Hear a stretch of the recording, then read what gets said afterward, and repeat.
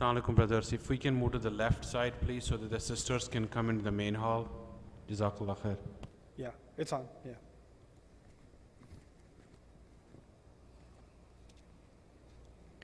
Assalamu alaikum wa rahmatullahi wa barakatuh.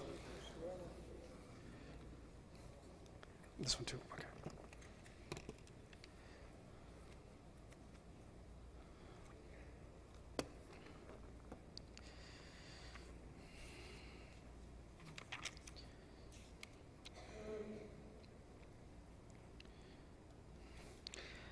أعوذ بالله من الشيطان الرجيم يا بني إسرائيل اذكروا نعمتي التي أنعمت عليكم وأني فضلتكم على العالمين واتقوا يوما لا تجزي نفس عن نفس شيئا ولا يقبل منها عدل ولا تنفعها شفاعة ولا هم ينصرون رب اشرح لي صدري ويسر لي أمري واحلل عقدة من لساني يفقهوا قولي فالحمد لله والصلاة والسلام على رسول الله وعلى آله وصحبه أجمعين أما بعد السلام علیکم ورحمۃ اللہ تعالیٰ وبرکاتہ.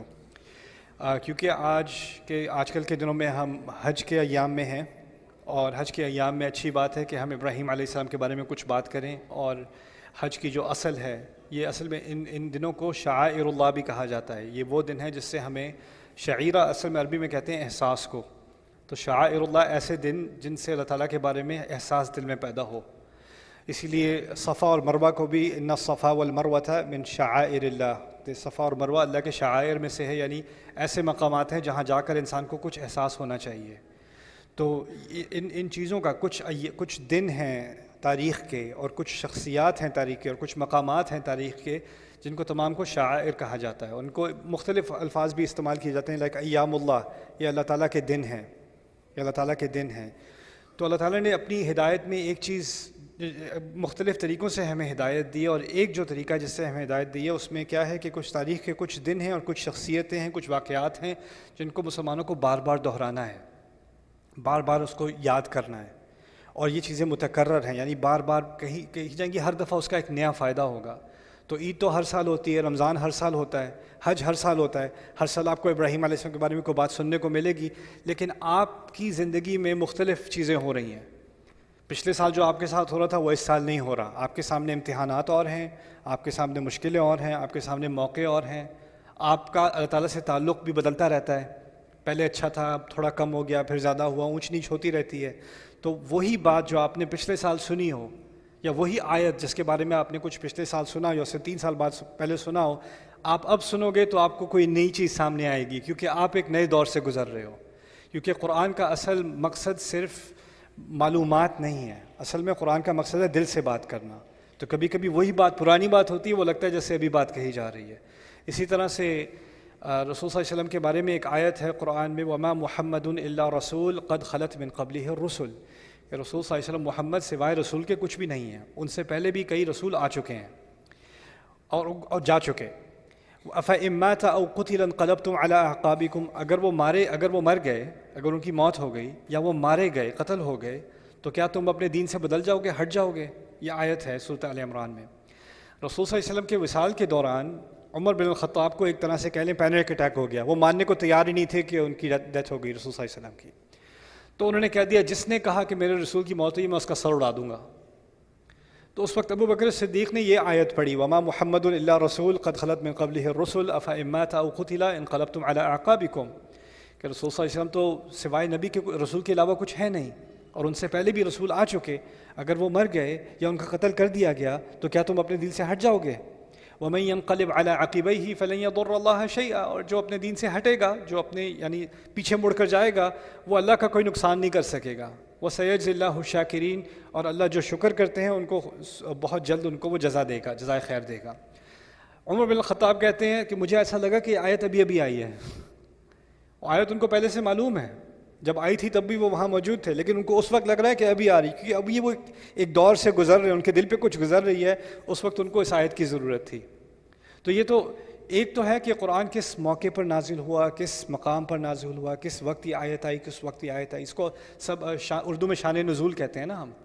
یہ بعد میں بہت بعد میں جا کر یہ چیز ڈیولپ ہوئی ہے، اور اکثر قرآن کے بارے میں ہمیں شان نزول کا پوری طرح سے علم بھی نہیں ہے، لیکن اصل جو قرآن کا جو مقصد ہے وہ ہے کہ آپ کی زندگی میں کیا شان نزول ہو رہا ہے، میری زندگی میں کیا ہو رہا ہے، اس کا اس سے کیا تعلق ہے، اصل بات وہ کہی جا رہی ہے۔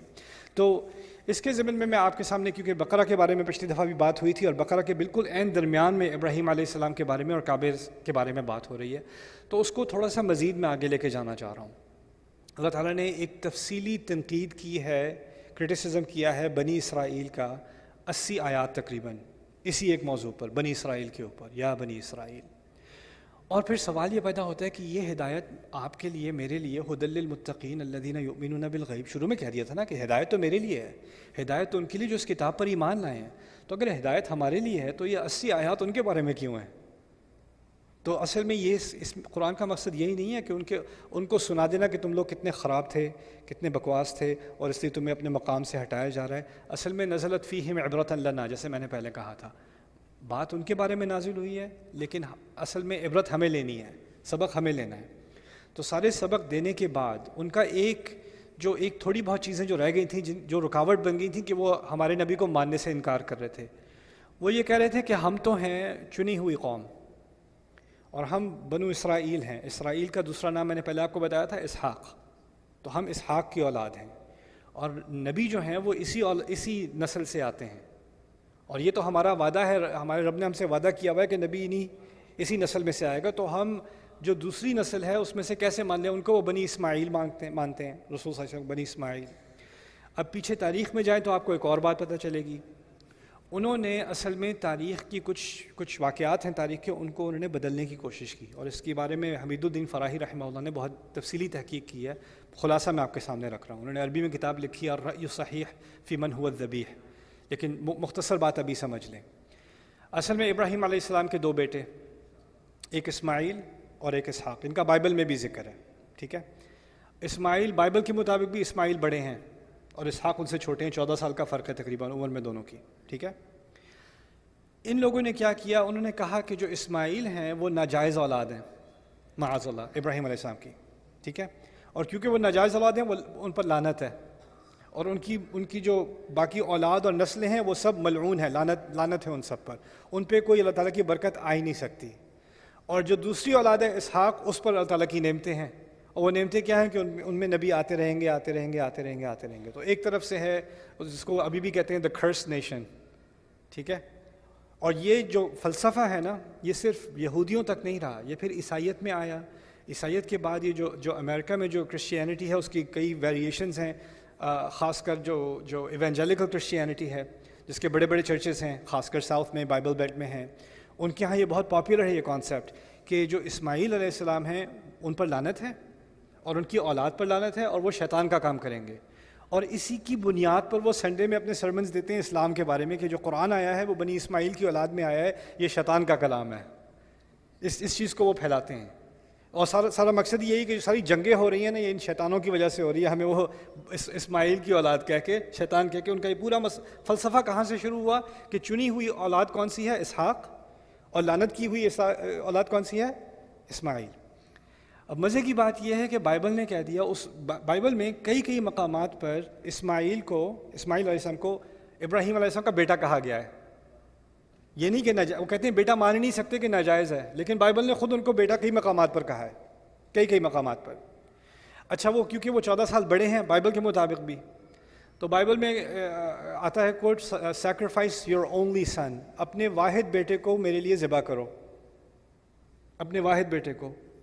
اب واحد بیٹا تو اسحاق ہو نہیں سکتا، جب تک اسحاق ہو چکے تب تک تو 2 بیٹے ہیں نا، تو انہوں نے نئی کہانی بنانے کی کوشش کی کہ بھئی اسماعیل تو بیٹے مانے ہی نہیں جاتے، تو واحد بیٹے سے مراد اسحاق، لیکن بائبل خود کہہ رہی ہے کہ وہ بیٹے مانے جاتے ہیں۔ پھر بائبل نے مقام بتایا کہ کہاں پر یہ جو ذبح کرنا ہے یہ کہاں پر ہونا چاہیے۔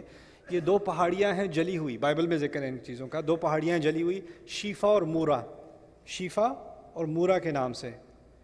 یہ ہیبرو میں نا، عبرانی زبان میں تھوڑا سا شوشہ ادھر ادھر کر کے صفا اور مروہ کو کیا بنا دیا؟ شیفا اور مورا۔ ابھی تک کسی کو نہیں معلوم یہ شیفا مورا ہے کہاں پہ، بس یہ کہا ہے کہ ایک جلی ہوئی وادی ہے۔ پھر انہوں نے کہا کہ یہ جروسلم میں ہے یہ وادی۔ جروسلم میں جلا ہوا پتھر کہاں ہے؟ وہ تو ہریالی ہے وہاں پر، جلا ہوا پتھر آپ کو کہاں پہ ملے گا؟ مکے میں ملے گا۔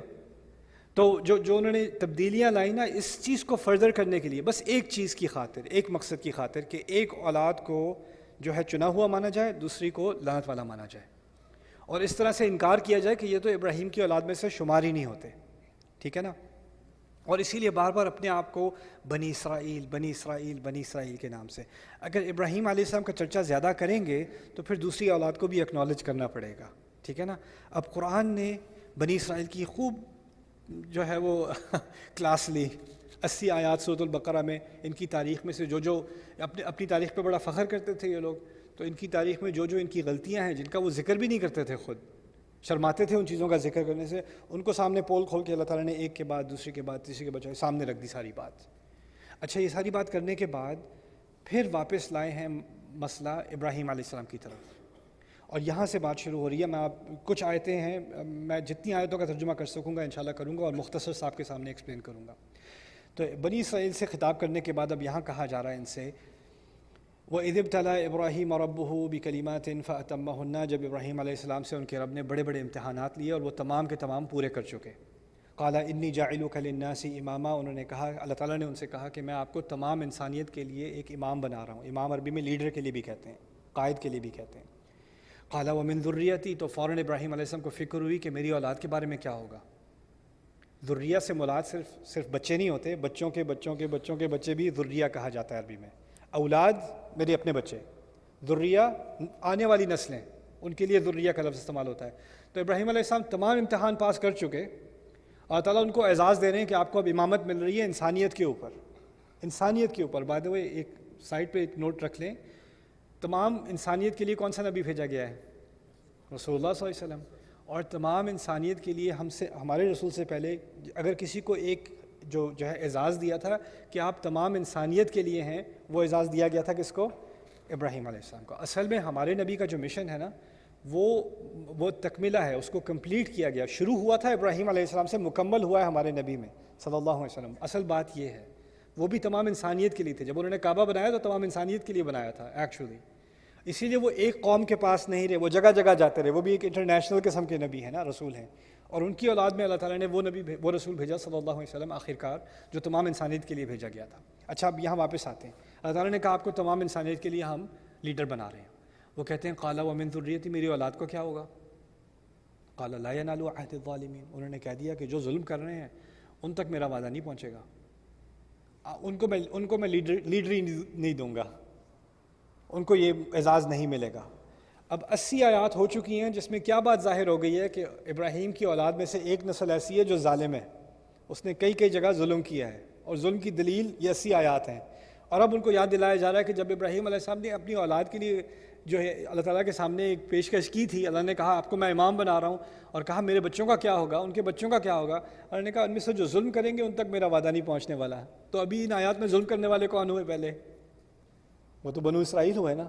تو اب ان کو اپنے دادا کے بارے میں بتایا جا رہا ہے کہ اصل میں جو تمہاری جو تنقید ہو رہی ہے نا وہ اس لیے ہو رہی ہے کہ تم نے اپنے والد کی جو ان کے جو ارمان تھے ان کو تم نے پورا نہیں کیا.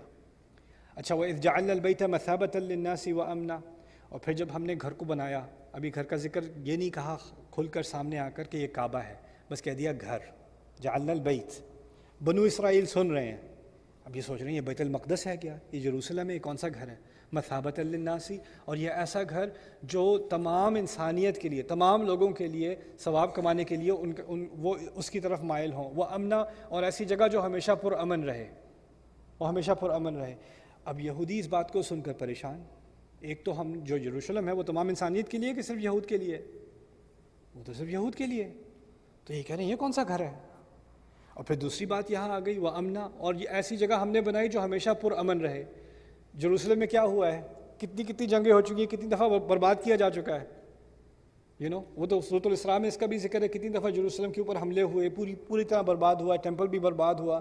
تو اب یہ کہہ رہے ہیں، اللہ تعالیٰ کہہ رہے ہیں کہ یہ ہمیشہ سے پرامن رہے گا. یہ تو ہماری لوکیشن پہ تو یہ اپلائی ہوتا ہی نہیں. وَاتَّخِذُوا مِن مَقَامِ إِبْرَاهِيمَ مُصَلَّى، اور پھر مقام ابراہیم کے مقام پر کھڑے ہو کر آپ اس کو ایک نماز پڑھنے کی جگہ بناؤ، مصلی بناؤ. ان کے ہاں مقام ابراہیم کا کوئی کانسیپٹ ہی نہیں ہے. مقام ابراہیم کا کانسیپٹ مشرکوں کے ہاں ہزاروں سال سے، مشرکین اور جہاں بت لگائے ہوئے تھے وہاں مقام ابراہیم بھی تھا ان کے ہاں.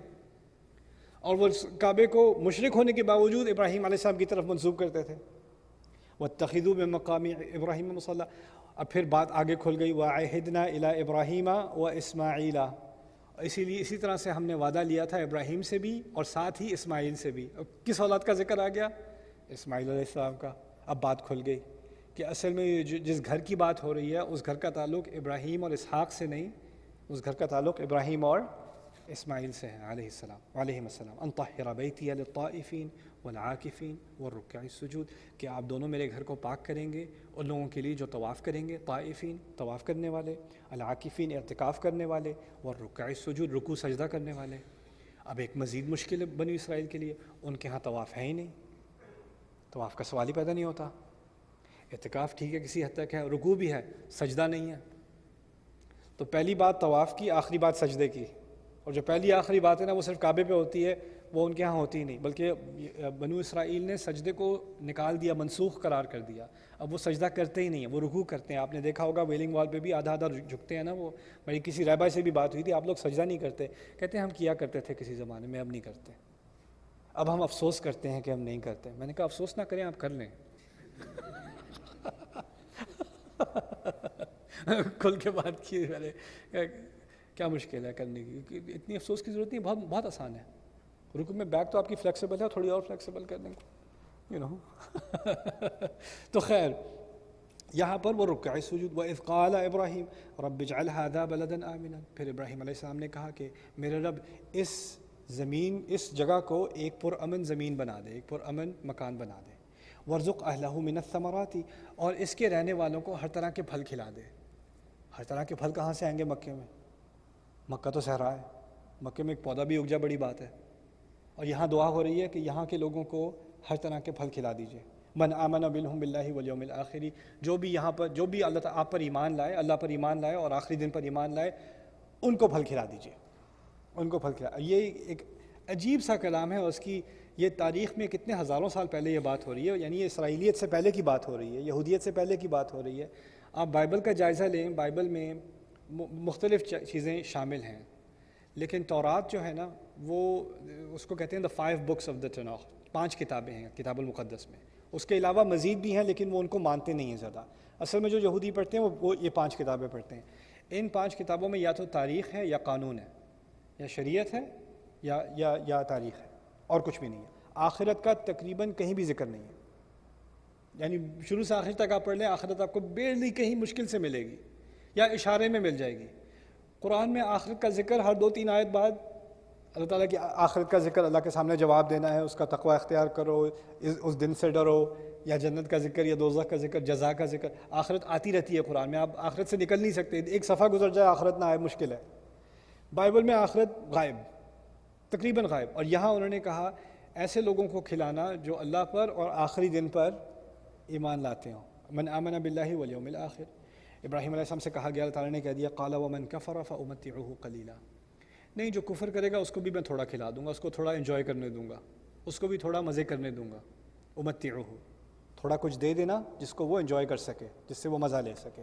ثم اضطره الى عذاب النار، پھر میں اسے گھسیٹ کے لے جاؤں گا آگ کے عذاب کی طرف. وبئس المصیر، وہ بہت ہی بری جگہ ہے.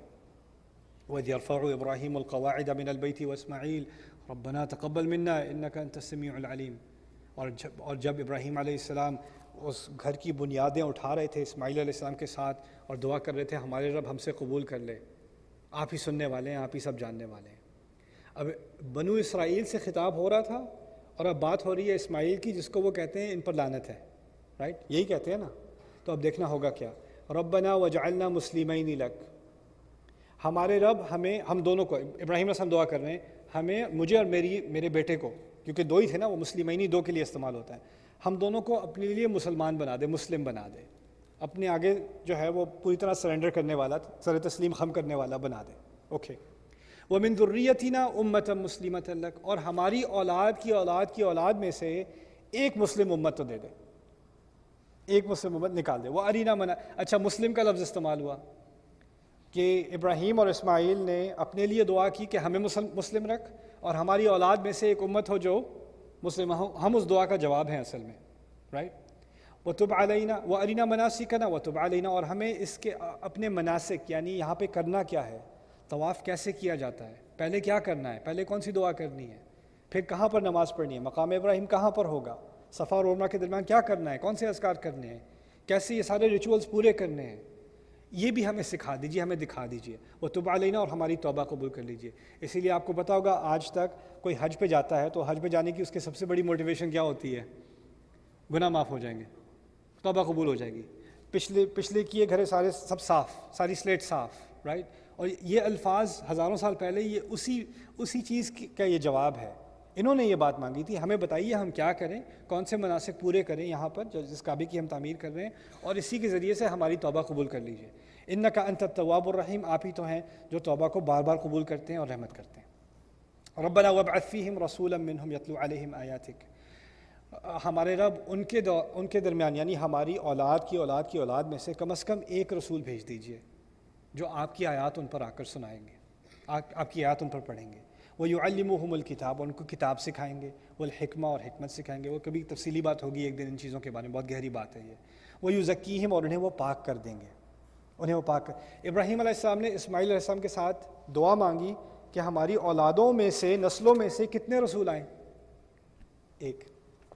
ایک رسول آئے یہاں سے. دوسری طرف اسحاق کے بیٹے یعقوب کے بیٹے یوسف. اصل میں نے غلط بولا، اسرائیل کا دوسرا نام یعقوب ہے، اور یعقوب کے بیٹے یوسف. اور پھر اس کے بعد رسول صلی اللہ علیہ وسلم کہتے ہیں کلما ہلک نبی خلف نبی. بنی اسرائیل کے ہاں جب بھی کسی نبی کی موت ہوتی تھی تو ایک اور نبی اس کی جگہ آ جاتا تھا. تو ان کے ہاں تو انبیاء کا سلسلہ مسلسل چلتا رہا. دوسری طرف اسماعیل کی اولاد میں سے ہزاروں سال گزر گئے اور کوئی نبی نہیں آ رہا. اور اللہ اب یاد دلا رہے ہیں کیوں نہیں آ رہا، کیونکہ اس طرف سے دعا جو قبول ہوئی ہے وہ کتنے انبیاء کی، کتنے رسولوں کی قبول ہوئی ہے؟ ایک رسول مانگا تھا، اور وہ ایک رسول ہے جو آ کر آیات سکھائے گا، کتاب سکھائے گا، حکمت سکھائے گا، لوگوں کو پاک کرے گا. صلی اللہ علیہ وسلم. انک انت العزیز الحکیم، آپ ہی تو ہیں جن کے پاس تمام اتھارٹی ہے. عزیز، عزہ عربی میں صرف عزت کو ہی نہیں کہتے، اتھارٹی کو بھی کہتے ہیں، جس کے پاس اقتدار ہو. اور الحکیم، آپ ہی حکمت والے ہیں. آپ کی اتھارٹی آپ کب بھیجیں؟ اب اگلی نسل میں بھیج دیں، 100 سال بعد بھیج دیں، یا 4000 سال بعد بھیج دیں، وہ آپ پر ہے، آپ ہی کی حکمت پر ہے. یہ بس یہ ہماری دعا یہ ہے. پھر اللہ تعالیٰ کہتے ہیں وَمَن يَرْغَبُ عَن مِّلَّةِ إِبْرَاهِيمَ إِلَّا مَن سَفِيهَ نَفْسَهُ. اور پھر ابراہیم علیہ السلام کے مذہب سے کون اپنا منہ موڑے گا، کون دوسری طرف جائے گا ابراہیم علیہ السلام کا مذہب کو چھوڑ کے، سوائے اس کے جو اپنے آپ کو بیوقوف بنا رہا ہو. وَلَقَدِ اصْطَفَيْنَاهُ فِي الدُّنْيَا، اور ہم نے تو انہیں چنا ہوا تھا اس دنیا میں. وَإِنَّهُ فِي الْآخِرَةِ لَمِنَ الصَّالِحِينَ، اور یہ آخرت میں اچھے لوگوں کے ساتھ ہی ہوں گے. بے شک وہ اچھے لوگوں کے ساتھ، صالحین کے ساتھ ہوں گے. صالحین میں بھی اشارہ کر دیا، تم اگر صالحین ہوتے تو ابراہیم علیہ السلام کا مذہب فالو کر رہے ہوتے. ابراہیم علیہ السلام بنی اسرائیل کے ساتھ نہیں ہوں گے، صالحین کے ساتھ ہوں گے. اب یہاں رک کے ایک سیکنڈ میں آپ کو ایک اور بات یاد دلا دوں. بات تو اشارے میں بنی اسرائیل سے ہو رہی ہے، لیکن ہمیشہ کس کو خیال رکھنا چاہیے کہ اصل نصیحت کسے کی جا رہی ہے؟ مجھے کہی جا رہی ہے. بنی اسرائیل کے اندر ایک بیماری آ گئی تھی کیونکہ ہم یعقوب کی اولاد میں سے ہیں، چنے ہوئے لوگ ہیں، اللہ کی خاص چنی ہوئی قوم ہے. اپنے آپ کو وہ اس وقت کا مسلمان ہی سمجھ لیں، ہم وہ چنی ہوئی امت ہیں. تو جو بھی ہے، جیسے بھی ہیں، آخر میں تو خیر چھٹی ہوگی نا. ٹھیک ہے، تھوڑا بہت ادھر ادھر سے حلال حرام کما لیتے ہیں، کبھی ادھر ادھر ہیرا پھیری کر لیتے ہیں، جائیداد کے معاملے میں بھی کچھ ادھر ادھر ہو جاتا ہے، کوئی بات نہیں. لیکن آخر کار مسلمان تو ہے نا، ہے تو نبی کی امت نا صلی اللہ علیہ وسلم. یہ جو بیماری ان کے ہاں تھی وہ اب کہاں آ گئی ہے ہمارے یہاں. اور بس جو بھی کر لو، ایک کم از کم ایک ٹکٹ تو ہے نا میرے پاس، اس ٹکٹ کے ذریعے تو کچھ نہ کچھ تو ملے گا نا. تو وہ یہی ان کی مینٹیلٹی تھی. اور پھر اللہ تعالیٰ نے کہا اگر تمہاری یہی اتنا فخر ہے تمہیں، تو تم تو ابراہیم علیہ السلام کا مذہب ہو. تو ان کو تو فکر تھی اپنی اولاد کی، انہوں نے نہیں کہا چلو میرے بچے ہیں نا، کچھ بھی کرنے بچ جائیں گے، خیر ہے. انہیں اس طرح کی سوچ تھی، انہیں تو فکر لگی ہوئی تھی کہ نہیں بچیں گے. اور یہاں تک کہ اللہ نے بھی ان سے کہہ دیا آپ کی اولاد میں سے جو غلطیاں کریں گے، جو ظلم کریں گے، زیادتی کریں گے، ان تک میرا وعدہ پہنچتا ہی نہیں. لا ینال عہد الظالمین. تو تم لوگوں کو کہاں سے یہ غلط تسلی آ گئی کہ تم بچے ہوئے ہو، تمہارے ساتھ کچھ نہیں ہونے والا؟ ام حسبتم ان تدخلوا الجنہ. ایک اور مقام پر اللہ نے مسلمانوں سے کہا، اسی صورت میں بھی آگے کہا، کیا تم نے یہ سمجھا ہوا ہے کہ تم بس جنت میں چلے جاؤ گے؟ وَلَمَّا يَأْتِكُم مَثَلُ الَّذِينَ خَلَوْا مِن قَبْلِكُم. جو تم لوگوں سے بہت پہلے آئے، ان پر جو گزری وہ تمہارے ساتھ تو ہوا بھی نہیں ابھی تک، تمہارے ساتھ تو وہ امتحان لیے بھی نہیں گئے. تم کہاں سے خواہ مخواہ سوچ رہے ہو کہ تمہیں بس جنت مل جائے گی؟ اتنی آسان ہے کیا؟ قرآن ایک بہت بیلنس کتاب ہے، اس میں بڑا ایک میزان ہے، نہ اللہ تعالیٰ نے جنت کو بہت مشکل بنایا ہے اور نہ ہی جنت کو بہت آسان بنایا ہے۔ باقی مذاہب میں پتہ کیا ہوتا ہے، یا تو جنت بہت ہی مشکل ہے، آپ کا تو خیر شکل دیکھیے آپ نے کیا کرنا ہے جنت میں، آپ کو نہیں ملنے والی، یا جنت بہت ہی آسان ہے، بس ایک چیز کر لو مل گئی جنت۔ قرآن ایک بیلنس تصویر بھیجتا ہے، اپنے آپ کو زیادہ آسان سمجھ رہے ہو تو ذرا ہوشیار ہو جاؤ، لیکن زیادہ مشکل سمجھو گے تو کوئی امید نہیں بچے گی، رائٹ؟ تو وہ درمیان میں رکھتا ہے بات کو اللہ تعالیٰ نا، درمیان میں ہمیشہ بات کو رکھتے ہیں۔ تو یہاں پر وَلَقَدِ اصْطَفَيْنَاهُ فِي الدُّنْيَا وَإِنَّهُ فِي الْآخِرَةِ لَمِنَ الصَّالِحِينَ إِذْ قَالَ لَهُ رَبُّهُ أَسْلِمْ قَالَ أَسْلَمْتُ لِرَبِّ الْعَالَمِينَ۔ جب بھی ان کے رب نے ان سے کہا کہ آپ اپنے آپ کو سرنڈر کر دیں، اسلم یعنی تسلی کے ساتھ، سلامتی کے ساتھ میری بات مان لیں، آگے سے کچھ کہے بغیر، کچھ آرگیو کیے بغیر۔ قَالَ أَسْلَمْتُ لِرَبِّ الْعَالَمِينَ، انہوں نے کہا میں مانتا ہوں، میں سر تسلیم خم کرتا ہوں، میں سرنڈر کرتا ہوں اپنے رب العالمین کے سامنے۔ وَوَصَّى بِهَا، اب یہ کس کی بات، کون سی اولاد کی بات ہو رہی تھی؟ ابراہیم اور اسماعیل، ہے نا؟ اور اسماعیل کا وہ انکار کرتے ہیں، اور انکار کی بنیاد سے کہتے ہیں ہم مسلمان کیسے مانیں اپنے آپ کو، مسلم کا لفظ تو ابراہیم اور اسماعیل کے ہاں تھا، ہمارے ہاں تھوڑی، ہم تو بنو اسرائیل ہیں، ہم یہودی ہیں، یہ ہمارا نام ہے۔ اب دیکھنا اللہ تعالیٰ کیا کرتے ہیں، وَوَصَّى بِهَا